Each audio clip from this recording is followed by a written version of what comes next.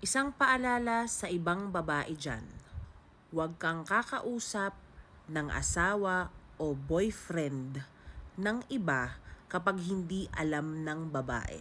Sa mga babaeng reply ng reply, lalo na hindi alam ng babae, kung ayaw niyong gawin sa inyo, huwag niyo rin gawin sa iba. Hindi porkit wala kayong landian o relasyon ay inosente na kayo. Madaling mag-play victim. Para iwasan wag pumatol, magtanong kayo, or magsimba. At kung hindi talaga kaya, mag-anti-itch feminine wash kayo. Isang bote na agad sa isang hugas para effective.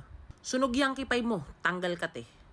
Pero tandaan, walang magpapakamot kung walang nag-aalok mangamot sa nag-aalab na kipay.